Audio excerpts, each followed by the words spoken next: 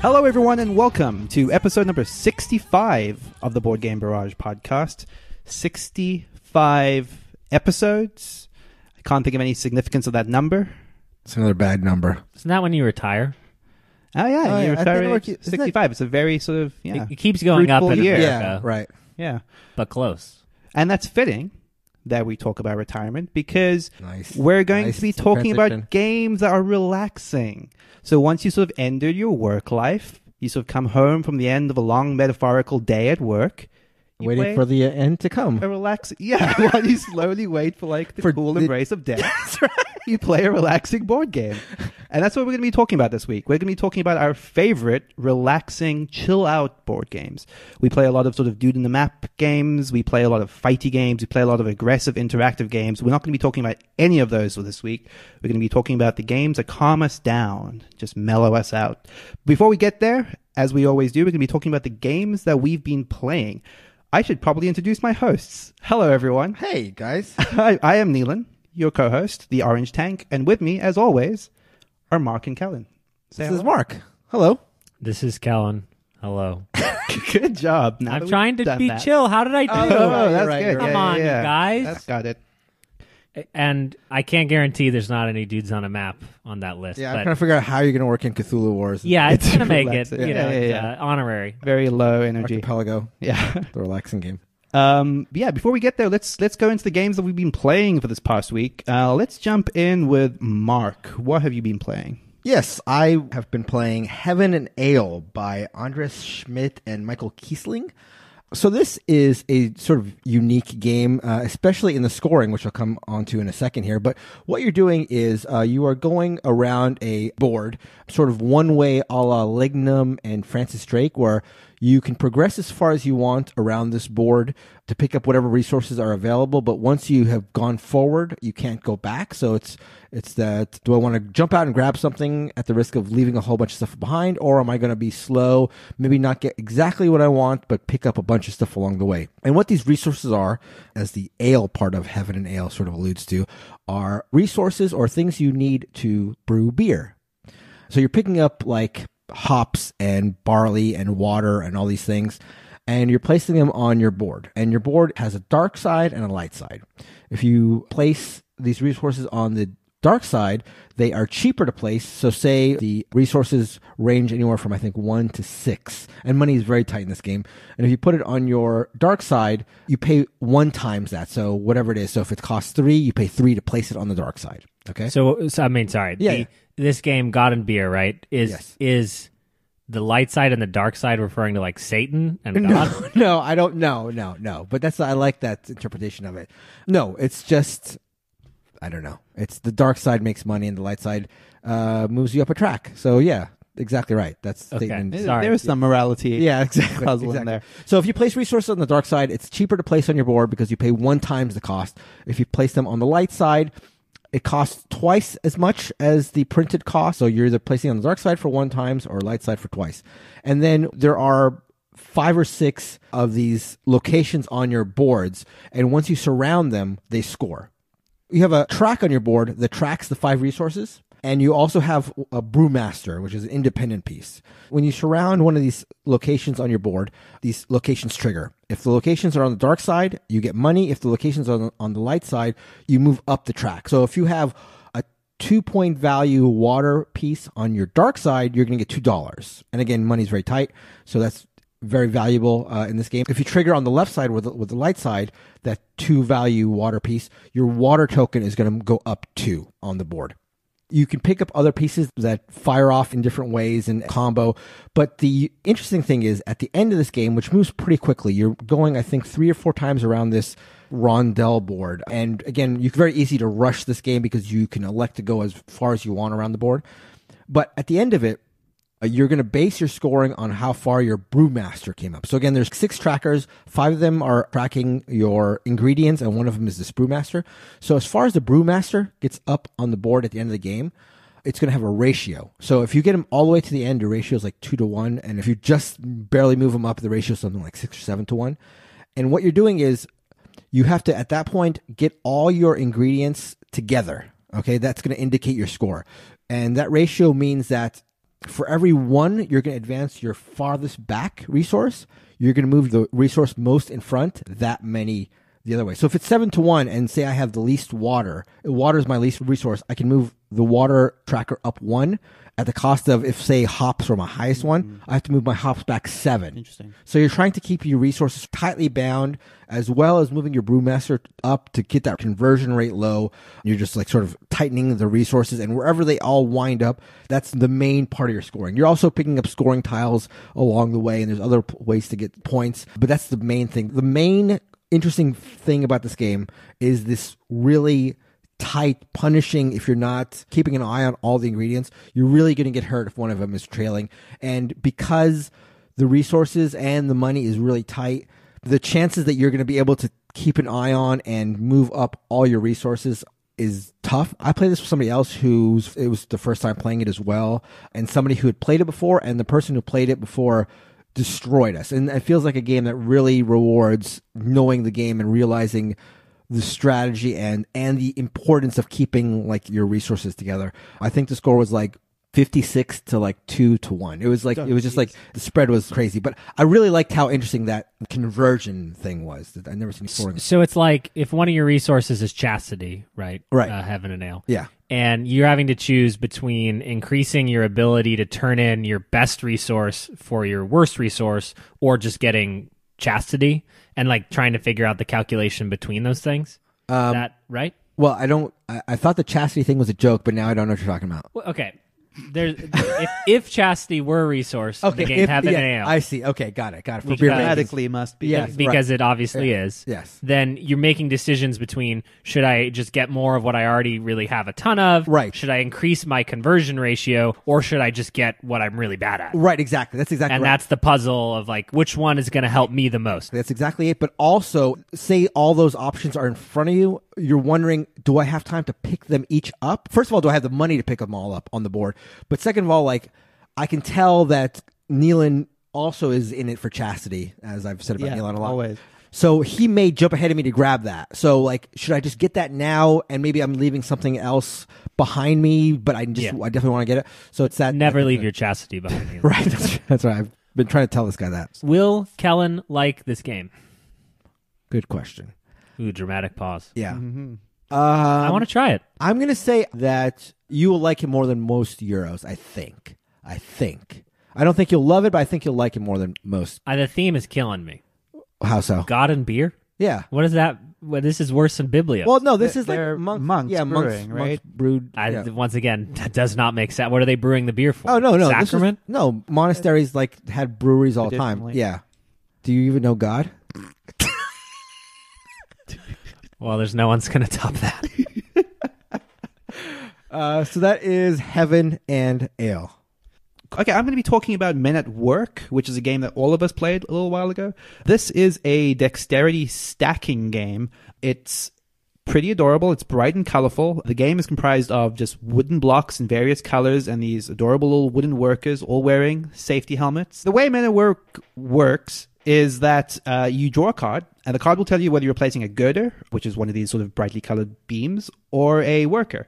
And there will be also a rule on the back of the next card, which will say, like, okay, this worker is going to come into play carrying a brick, or carrying a beam, or has to be on the edge of this girder, or this girder has to be placed so it's touching two other girders, or balanced on another girder, sort of in the middle. So there's a lot of little rules that determine how you place things. And then, if you can, and as you'd imagine from most stacking games, place that on the structure without knocking anything to the floor, your turn ends and you pass to the next player.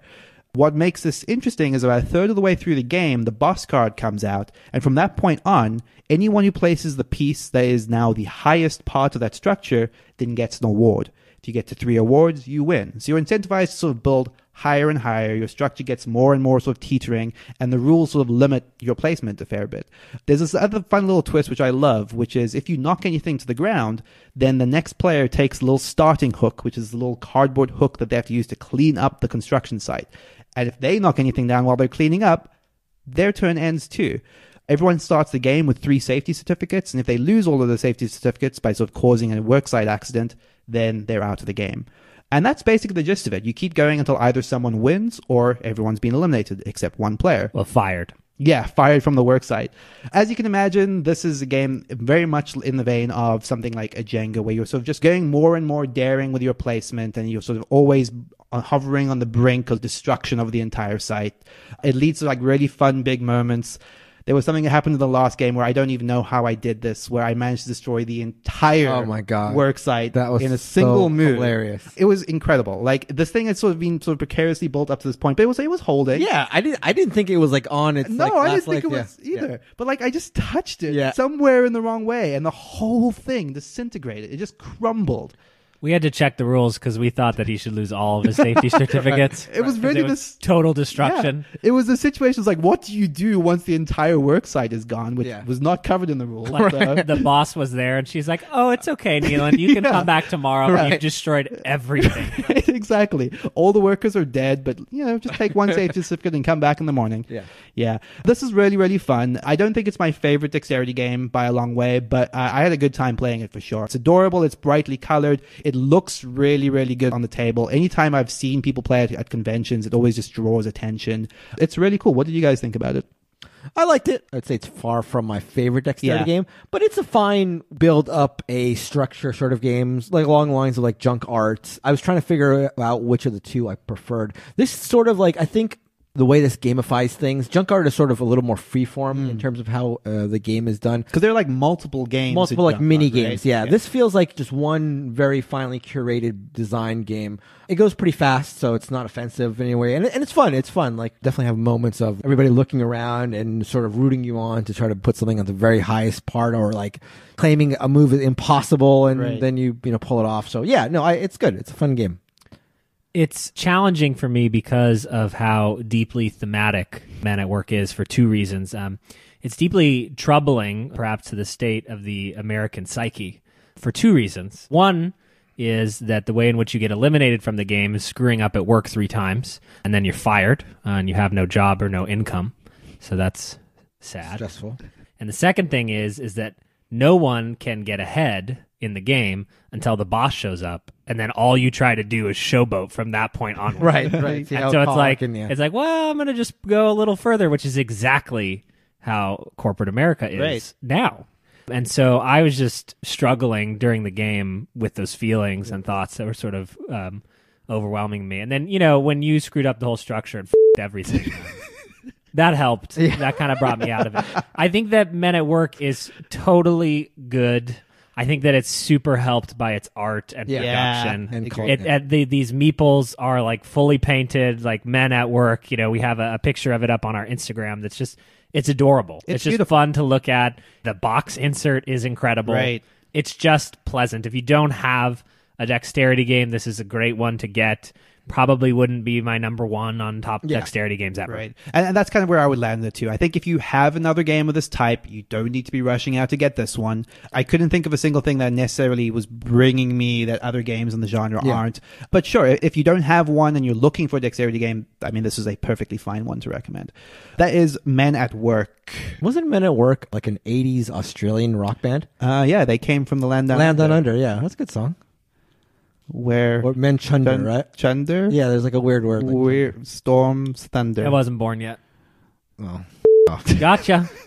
Well, you can't do 2 bleeps. I think we're going to do one for 2 you, one bleeps. for me. Nealon hasn't used his yet, though. Yeah, we get one each. One per episode. One per person. Yeah, exactly. And we're PG-13? Are we? I don't know. Who can say? Who can say? All right. Another game that we got to play this past week together was the Dr. Reiner Knizia's Yellow and Yangtze.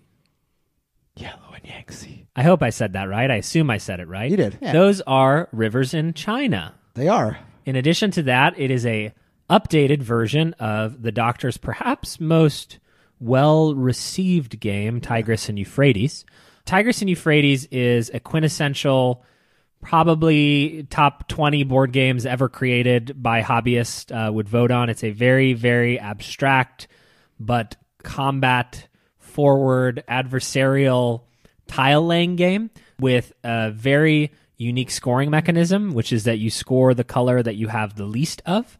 It is punishing, hard to wrap your head around, even though it has a really, really light rule set.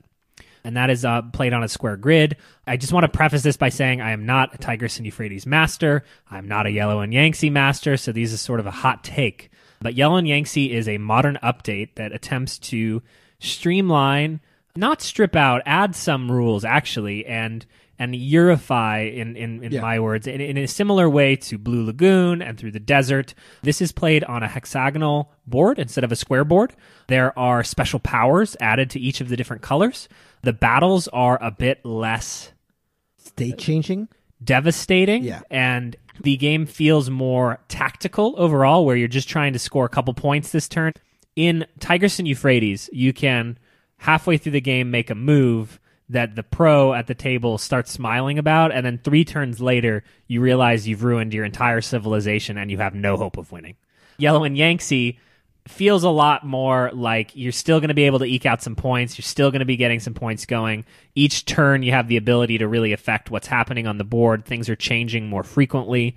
It uses a very unique combat system whereby there are 2 different types of combat. There can be wars and revolts, I believe is what they're called in Yellow and Yangtze, and those use different types of tiles. What's unique about a game like this is that it is sort of an abstract strategy game, except you're playing with 6 random tiles behind your screen. And those tiles that you have determine your combat power. So if you combine 2 civilizations and they're about to fight it out, the only thing you can add to that is your combat power of a certain color behind your screen. And so there's a lot of calculations about what tactically should I do on this turn with this set of tiles. Almost like Scrabble, where you occasionally will save a couple of tiles in hopes of drawing, a specific color to do a move that you want to do on a certain part of the board. Each of the different colors has a special power, as we alluded to earlier. There is some really cool ones. I really like that the yellow is a wild resource because, once again, in Yellow and Yangtze, your final score is the lowest score that you have. So one of the resources is just wild. So when you collect that, it goes to your lowest. There's this system where you build pagodas. If you have 3 hexagons that are joined at a corner, you put a pagoda there, and every turn you're in control of that pagoda, you score a resource. And so one of the funniest things in the game was someone put up the yellow pagoda, and Mark immediately, just beeline. I feel like his mind, it overtook him that no one is going to be generating wild points. And just took it out immediately. Yeah. Yellow and Yangtze is really cool. I want to play it more. I don't have a fully fleshed out opinion on it. What did you guys think of Yellow and Yangtze? I will say that I liked it substantially more than my first play of Tigris and Euphrates, and I think a large part is the design intent of both, right? Like you're alluding to, Tigris and Euphrates feels like it's got more of a bent towards long-term strategic play, whereas Yellow and Yangtze kind of felt a little bit more forgiving, a little bit more friendly, a little bit more, take a look at your tiles, find out the best thing you can do on your turn. You obviously sort of are building towards something on the longer term, but it did feel a little bit more tactical to me. I don't know if that's true. Like you said, none of us has especially sort of fine-grained opinions in either of these, except you've played a fair bunch of Tigris and Euphrates, right? Yeah. So I'm actually curious to hear your take. It's interesting because you alluded to Blue Lagoon, Through the Desert versus Yellow and Yangtze, Tigris and Euphrates. Maybe this is a function of me not having played very much Through the Desert, but I really like Blue Lagoon quite a bit. And I like Yellow and Yangtze, but Blue Lagoon is like a more gamery version, more Euro-y version of Through the Desert. And like you said, Yellow and Yangtze is a more gamery version, more Euro-y version of Tigris and Euphrates. But whereas I think, Blue Lagoon more than Through the Desert. Again, I haven't played enough Through the Desert to really know if that's how I feel, but that's my initial inclination. I feel like I still like Tigris and Euphrates more than Yellow and Yangtze. Yellow and Yangtze sort of feels like a different game in Tigris's clothing, sort of. It feels like enough of a difference. I mean, obviously it has a lot of the same trappings, but the powers, the way that battles occur, because in Yellow and Yangtze, one side will win a battle versus the other side, and anybody on the board can contribute to both sides. And in Tigris and Euphrates, battles, I think, are a lot more strategic because whoever causes the battles can elect when certain aspects of the battles happen. And that can be one battle can go 5 different ways in Tigris and Euphrates, and there's a puzzle there that I sort of like. Because remind me if this is right. Each leader faces off in battle in Tigris, and you pick right? You pick the order of that. Okay. And so one leader battle may not affect the fact that both sides are joined at all, but another leader battle may immediately end a battle. Right. May immediately end a war. So there's first of all, do I want to start this battle, and then do I want to lengthen it by having this leader battle go first before that one? Right. I do like Yellow and Yangtze. I did not come away with a negative feeling. It just felt like this is weird to say because it does share a lot, but it almost felt like a different game, like a whole different thing. I feel like it does not jive with my normal opinion, Right. which is that we're defanging our games and making them not as adversarial, not as combative, not as interactive, whereas Tigris and Euphrates is one of the big boys in the ring. For sure. And the problem that I've always had is I've played it maybe 4 or 5 times over the course of the last 10 years or so. And I'm always playing with people who are so much better at it. And it's just not fun. Yeah, and for sure. It's a very unpleasant time. Whereas I feel like Yellow and Yangtze, even with those guys, I'd be okay.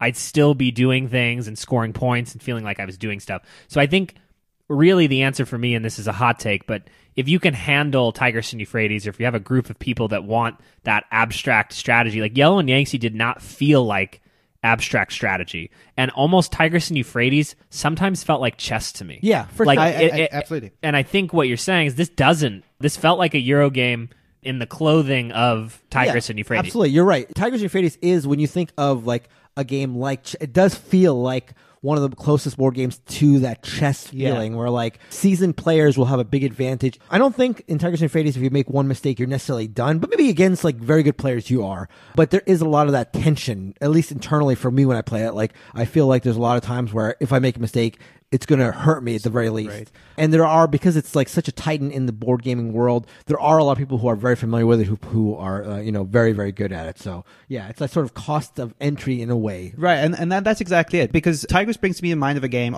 that I would want to own and play against the same person repeatedly. Like, this is going to be the game that we play, once a week for a very long time. It's got that sort of like, legacy is not the right word anymore, but the lifetime style game, right? Whereas Yellow and Yangtze, by virtue of its accessibility, feels like a game for the modern board game era, where I don't necessarily feel like I can devote repeated plays to one game for a prolonged period of time anymore. That's not the way the hobby is right now. People tend to bounce off games, they tend to play them a few times.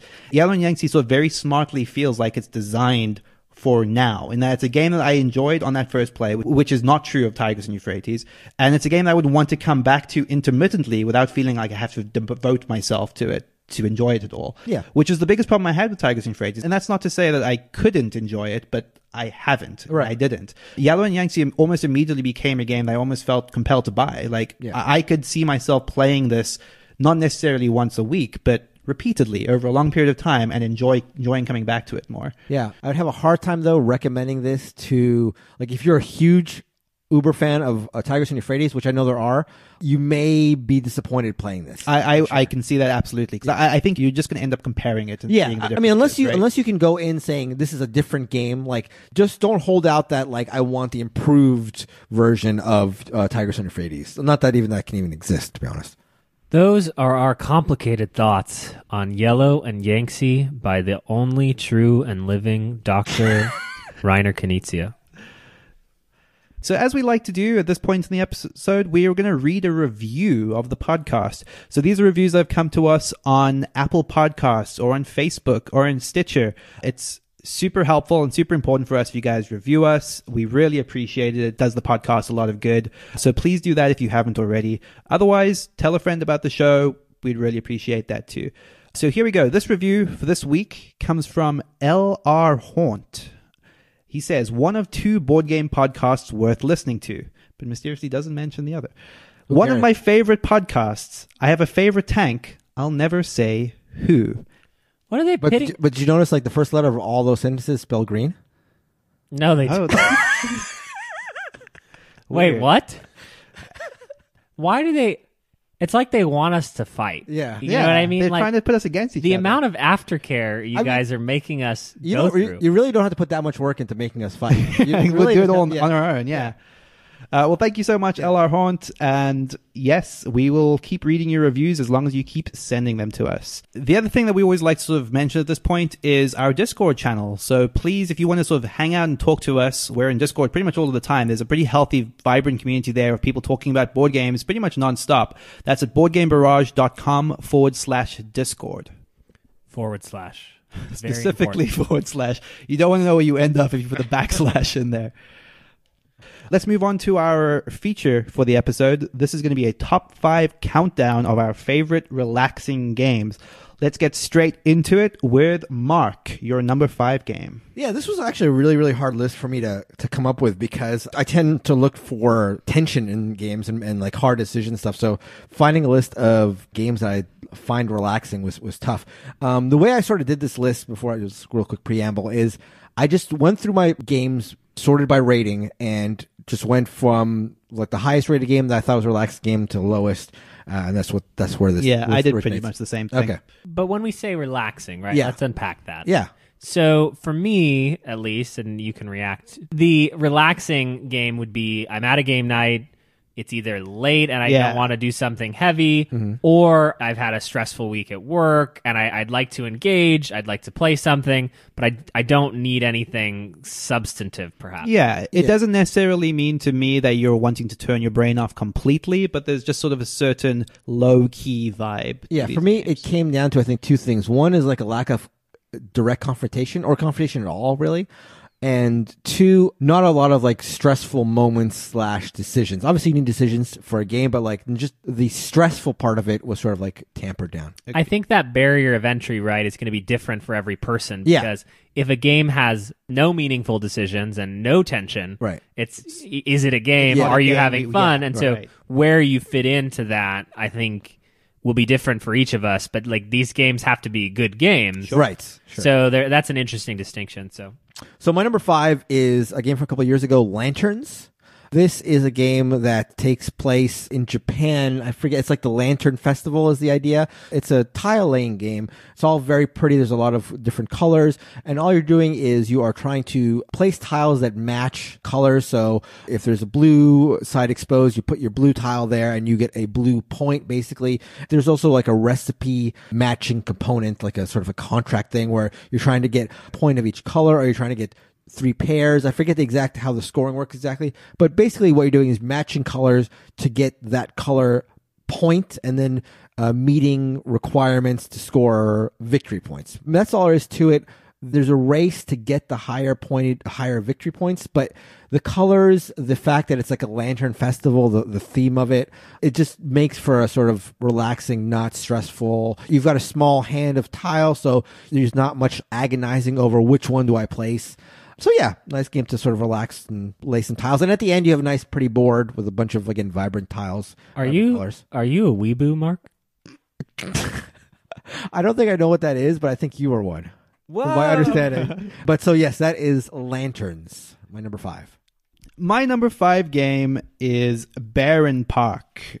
Because what could be more relaxing than building bear parks in Germany? Exactly. So what I like in this too is my go-to relaxing video game has always been a Tetris-style puzzle game, and Bärenpark sort of scratches that similar itch for me. It's something that sort of just engages a different part of my game that isn't exactly full concentration. It's just gently sort of fitting puzzle pieces together and sort of filling out your grid. And that's the gist of Bärenpark. You have a bunch of different sort of like Tetramino-like shapes that you sort of by sort of covering spots on your board. You take one, you place it into your bank, or you place it in your park. You're trying to fill out boards to get more boards, to get points. There's a slight competitive edge to it because some of the tiles are worth more points than others. You maybe want to get those before other people, but it's very low key. It's not direct interaction. You're entirely building your park on your own. And then at the end of the game, you tally up your points, and whoever is the best Bärenpark wins. It's a very simple concept. It's just enough thinking that just it works for me at the end of a long night of games, for sure. Do you like this better than Patchwork? I do not like this better than Patchwork. Do you like this better than Indian Summer? I have not played Indian American Summer. Winter? I Canadian do like Spring? it more than Cottage Garden, which is Feast the for one Odin?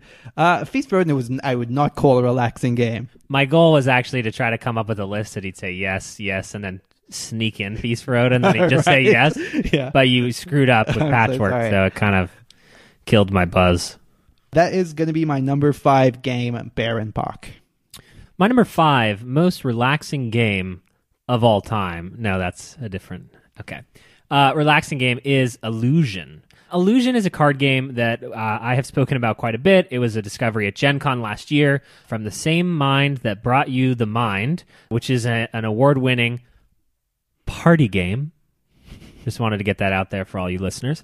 In Illusion, you are solving little optical puzzles and determining how much color a card has. So there's a pretty picture that's made up of abstract shapes. It feels kind of like a test that you do in elementary school, and there's a certain amount of blue on that card. And you draw a new card and you have to place it in the timeline. How much blue is on this card? Is it more or less than that card? That's the whole game. There's a little bit of game thrown onto it.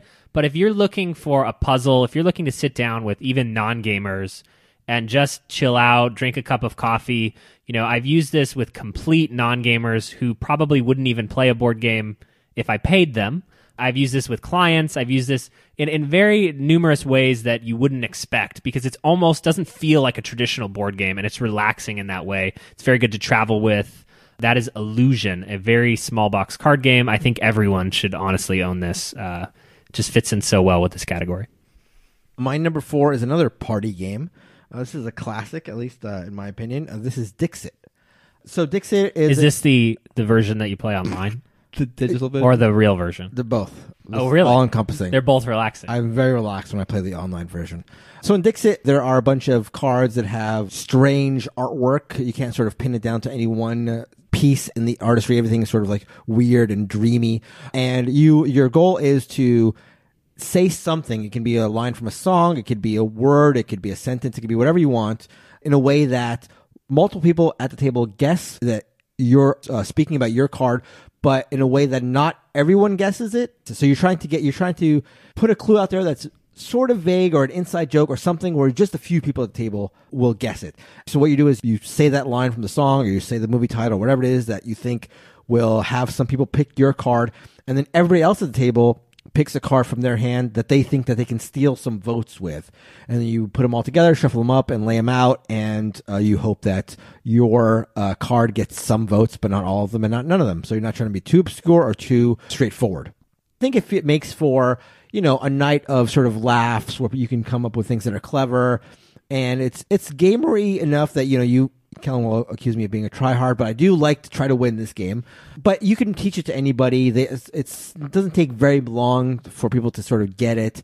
And the art is very, again, like dreamy and weird. And the art in and of itself often you'll get sort of like side conversations about, what's this all about? Some crazy thing about a frog, eating a book or something, and you just like, what's going on? So yeah, that's my number 4 game to sort of unwind with and come up with clever lines. That is Dixit.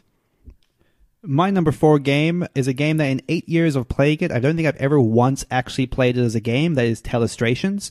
We normally just play this as an activity. The way that this works is that everyone has a sort of flip board with felt tip pens, and it sort of works broken telephone style. You sort of write a clue word in the front of your board, then you pass it to the next player. That person then draws that word.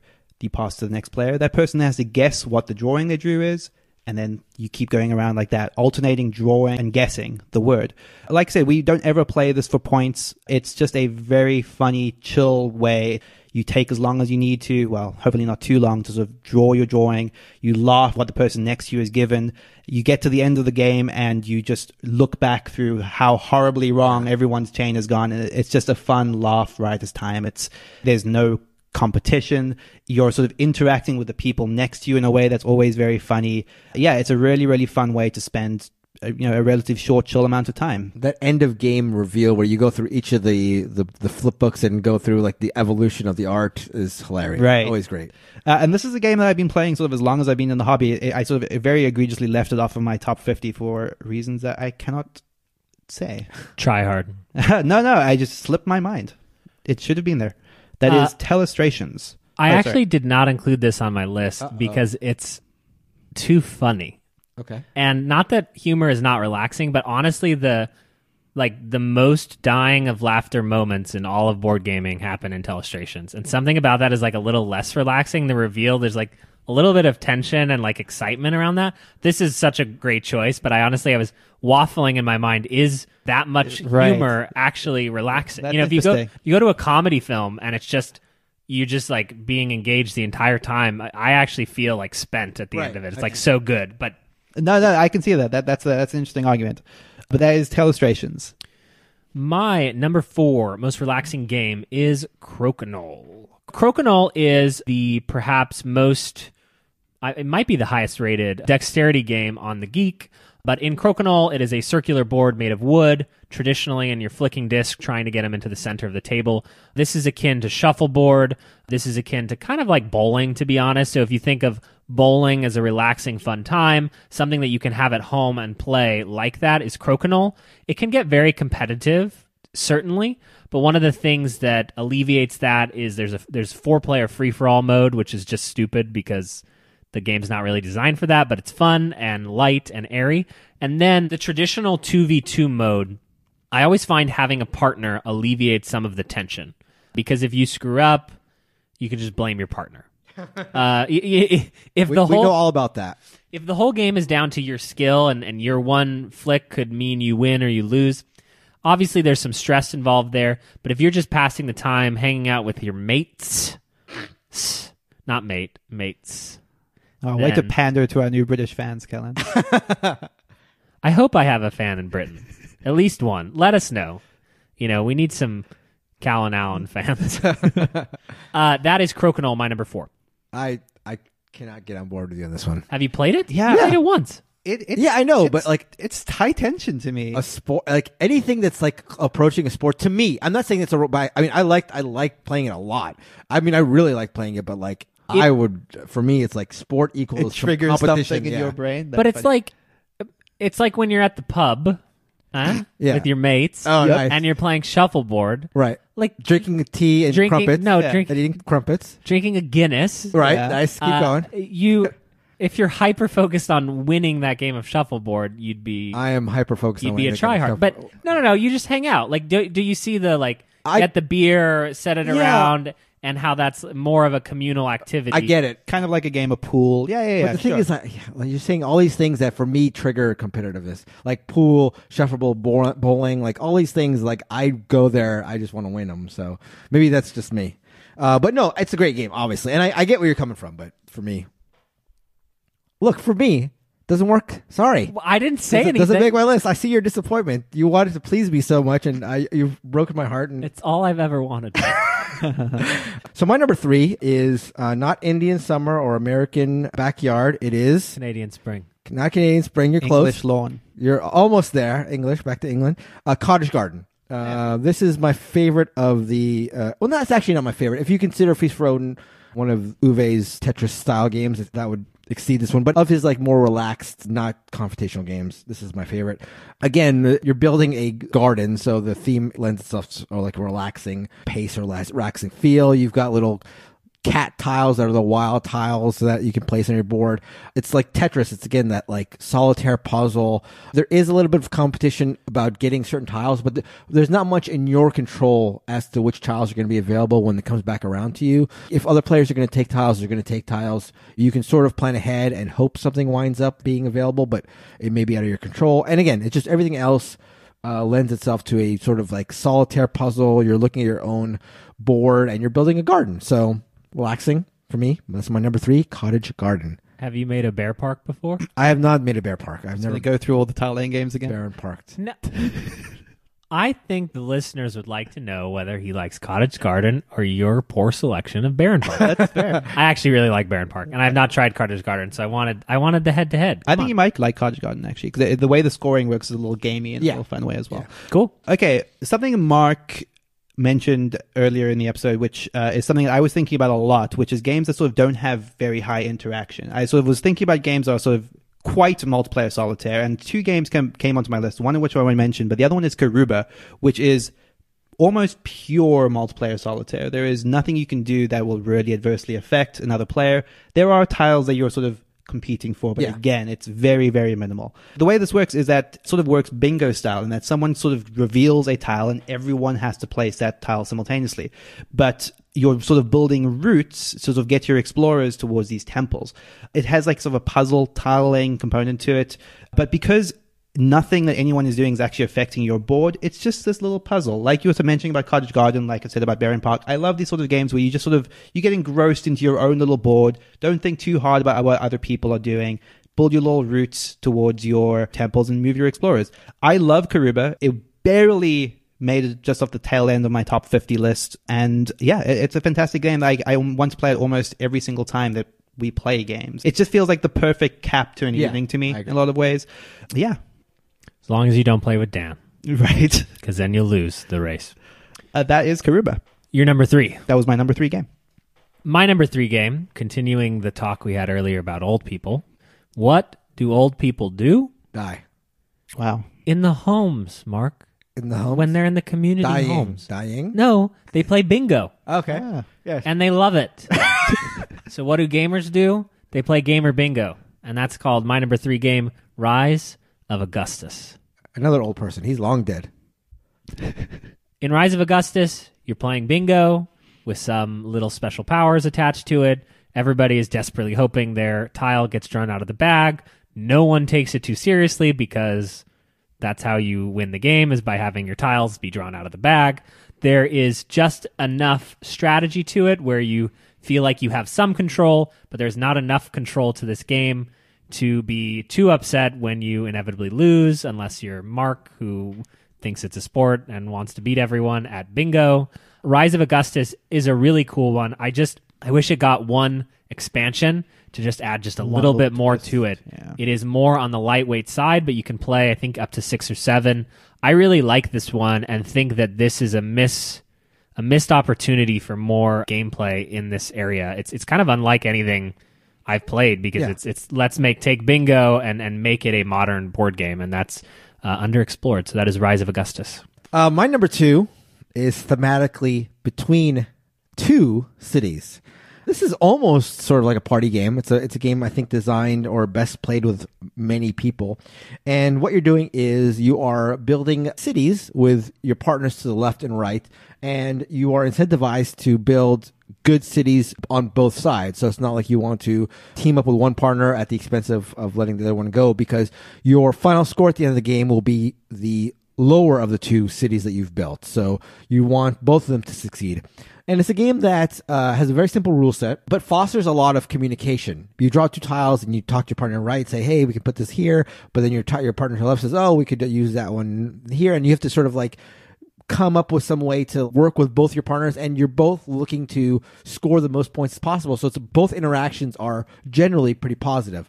There's competition, obviously, because you're trying to score, but all your interactions are mutually beneficial with you and the person you're talking to. At no point, if you're playing it, I think, right, are you in a discussion that is you're trying to like take advantage of another person. You know what I mean? So all communication, all discussion, all interaction in the game is beneficial and like upbeat. So actually, this was also high on my list, but on Mark's list it was higher, which kicked it off of my list. This is a fantastic game. Yeah, actually, it was on mine as well, fun enough. So, Triple crossover. yeah. Oh, wow. I guess Boom, technically, yeah. What I think this does so well is a couple things. One, as I mentioned earlier, playing in teams, and this isn't a team game, but you have sort of 2 teammates, makes it so even if you do badly, it's not all on you. Yeah. And that actually shares some of the blame, so you can't do anything that bad.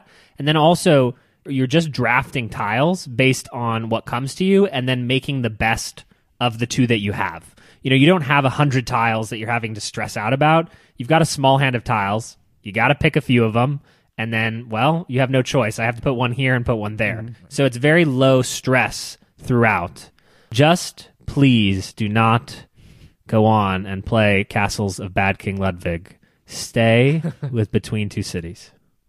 Yeah, I agree with everything you said about it. I think the low-key collaboration being sort of positive on both sides. It's a game that is interactive and encourages communication, but still feels just very, very mellow. Yeah, it's a great game. I can't believe you guys didn't go thematic with making your number 2 game. It could have been on your list if you'd done that. If it all had it, no, what happens if it... But that is my number 2, but on all our lists, Between Two Cities. My number 2 game is Welcome To. Huh? See? Oh, also thematic. Oh, okay. Callan better not mess it up. I knew I wanted to have a roll and write here, but one of the things that I think characterize the roll and writes I typically like is they are actually quite high stress. So you'll sometimes get to the point where you just feel like you can't do a thing. Welcome To sort of actually smartly subverts this in a lot of ways. You will get to situations where you've written yourself into corners, but because there's very low interactive and because your space always has a lot of options, you're always choosing between 3, there's always a lot you can do. It's not necessarily going to be the thing you want to do, but you're always sort of building something on your little map of the town. This is a game that I think still sort of stands head and shoulders above other similar role and right inverted quotes.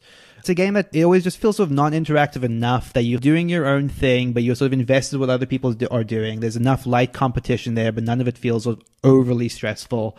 And then at the end of the game, you just have this very pleasant, like laid out sort of map of your little town. That is Welcome to. All right. I'm keeping the chain going, boys. In keeping with the trend, my number 2 best game is Red 5+2.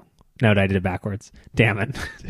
All right, it's Red 7. Let's stop. Let us stop. One of the most relaxing things in board gaming for me is the traditional card game where you're playing hearts, you're just hanging out with your mates at the pub. The game is incidental. Wizard, there's so many of these games, but a lot of them have a lot of stress in them. And you kind of don't care about around, but for me, Red 7 is a Carl Chudyk card game of wackiness. The conceit of the game is at the end of your turn, you must be winning.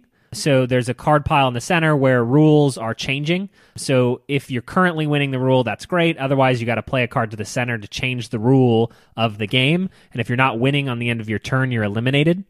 What I love about this is it's a silly puzzle on each of your turns. But it doesn't really matter, and no one really plays it strategically because of how much chaos and silliness is inherent in what you're doing. A lot of people compare this to like a more gamery Flux, if you've ever played that game, which is just complete pandemonium. You can't latch on to anything in Flux. Whereas Innovation, designed by Carl Chudyk as well, my favorite game of all time, to me actually becomes strategic, becomes tactical. Red 7 leans more into, we're going to just have a funny time with cards. There's a little bit of chaos. But that interesting idea that I must be winning on my turn or else is so unique and cool. Yeah. It's a very unique game. For me, this is just relaxing. If I want to play a game, but I don't care about winning at all. And perhaps that's how I've structured my list in a way, most relaxing for me. I'm really not bothered by losing Red 7 because I'm always having a relaxing time just playing with the game. That is Red 7 by Carl Chudyk. My number 1 is probably my heaviest and my most straightforward game of this list. This is by the master of the point salad, Stefan Feld, Notre Dame. A lot of Feld's games, because they're point salads and the Euros, are non-confrontational, but Notre Dame feels the most sort of shared to me, and maybe it's also because it's one of his, I feel like, easiest to explain the rule set to. What you're doing on your turn is you're drawing 3 cards, you are drafting one and passing the rest down, and then you're drafting one of the 2 that have been handed to you, passing the last one down, and these cards basically indicate where you can build on your city, on your tableau in front of you. It's like a classic engine build, so when you build on any of these aspects of your city, it makes that action stronger, so you're incentivized to keep building one area because the strength of that action will multiply. There's a little bit of a stress there's a little bit of a race component, and there is a component of rats infesting your city that you have to sort of fight off, but you don't ever feel super stressed, and the penalties for losing in either of those races is not significant. But if you're looking for a sort of Euro game that I think is relatively low interaction, relatively low stress, you're really working on your board. For me, that is Notre Dame. And again, it's also, I feel like, one of the more simple to teach. Castles of Burgundy is also, there's not much interaction, but there is more involved there. The tiles, especially the science tiles in Castles of Burgundy, have all these different myriad of powers. So explaining that, and there's a lot of like rulebook referencing and fiddliness in that respect. Notre Dame, there's much less of that. It's very streamlined, very quick. A game is over in 45 minutes. So yeah, my number 1 is Feld's Notre Dame. My number 1 game is Patchwork. Thanks, Callan. Yeah, I ruined it. I knew that. Yeah. You doubled down on Tetranob. Well, for that, yeah, that was I had to. Because Patchwork, it's fantastic. And I knew I wanted to have a strong 2-player game here because I think a lot of the time that the best use case for a relaxing game for me is you come in from the gym, or you come in from a long day at work, and you're not necessarily at a game night. You're just there with your roommate or partner or what have you, and you're just looking for an easy to play 2-player game. Your mate. Yeah, your mate. And Patchwork is perfect for that. Yes, it's another Tetramino game. It's in the vein of Cottage Garden, the tile laying games by Uwe Rosenberg. But you can knock this out in 30 minutes. It takes 5 minutes to explain. And there's enough meat to the strategy of it that, this game made my top 50 list. I think it's a really strong game while also just being on the cusp of just a game that you can sort of mellow out and sort of like, not think too hard about. Like there's an interesting component where as you move along down this time track, you're sort of collecting buttons. So there's almost like a slight engine building resource management game to it, which is surprising given how simple the rest of it is. But it's all very sort of simple. It's all very on the edge of what is basically just a nice, pleasant tile laying game. And the theme is buttons and sewing. It's just nice. It's just pleasant. It's cute to look at. It's patchwork, and I love it. That is my number one game. My number one most relaxing game is Camel Up. And Mark is kind of confused, but let me finish. Let me finish. Camel Up. Camel Up is a fantastic family game, and I hate when someone says family game, but this makes sense. You're betting on camels to win a race, except you have literally no control over the camels. You have a pyramid in the middle where dice come out, and then the camels move up and down. It's all super silly. It's all super fun and light and airy, and you're betting on camels. If I want to play a game with a group of friends and I don't want to care at all about winning or who is winning or how, but I still want some stake, some engagement in the game. I don't want to be boring and make a quilt. I want to bet on some camels. Yep. That is Camel Up. There's been a second edition of this that's just a little bit more beautiful. I really, really, really want it. That is Camel Up, my number one most relaxing game. And I think it is interesting, Neelan, because you mentioned wanting to have a two-player game there, and I almost exclusively don't play two-player games. And so for me, I'm looking for that. What is that game that I can play with 5 people? Right. That is still a game. There's still something there, but we're also just having a fun time, and no one is tryharding. Wow. Camel Up. What do you think? No, how was my defense? I mean, yeah. your eyebrows changed. No, I get it. I mean, when you said that, my first thing is like race. How can a race game be? But you do have so little control on the outcome that I can get that. But there's like a riotousness and an tension. excitement to it that makes it feel a bit of a strange fit to me. But I can totally, see it. Because the stakes are low enough that who cares? And you can't control. You're not. It's not like one camel is your camel. It's like you're just betting on the camel. Yeah, I think over the course of us discussing it, I really have even reframed how I put together the list, which is like if I cared about winning any of these games, they probably wouldn't have made it to the list. Right. Which is a strange realization. You're opposite of a tryhard. I'm a change. Least No. Well, my win rate is quite high. The numbers would speak otherwise, but What are you talking about? that'll make me consult the logbook. Don't, please. Yes, not today. That is going to do it for our countdown of our top 5 most relaxing games. And that's going to do it for the show this week. Thank you all so much for listening to another episode of the Board Game Barrage podcast. As always, you can reach out to us on all of our social media. We're on Facebook. We're on Twitter. Please join our Discord channel, boardgamebarrage.com/Discord. There's healthy discussion there happening all of the time. Please join the conversation. We love having you there. Otherwise, thank you as always to Heart Society for letting us use What's on Your Mind Kid as our intro and outro music. That's from their album Wake the Queens. You can check them out at heartsocietymusic.com.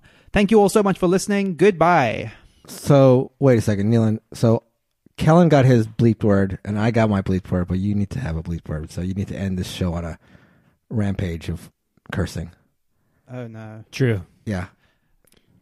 Do it. As in just like go A string of it. But yeah. it can't be in English. Oh, wow. Okay, bye-bye, you I'm going to guys can all let's get this out. I'm bye. Nice. Wow. Love it.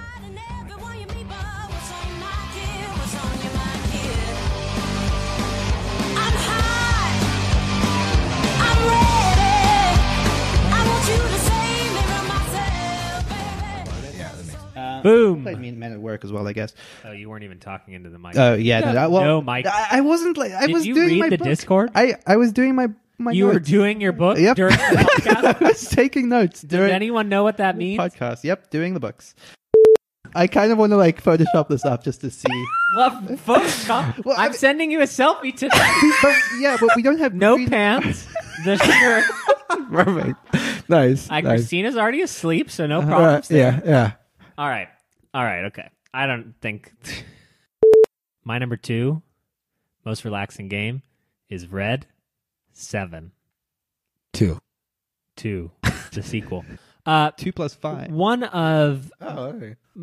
what? He should have said red 5 plus 2. Yeah, red top 5. Can I go back? Yeah. Yep. Do it. Yeah. No, you're gonna put this at the end, you bastard.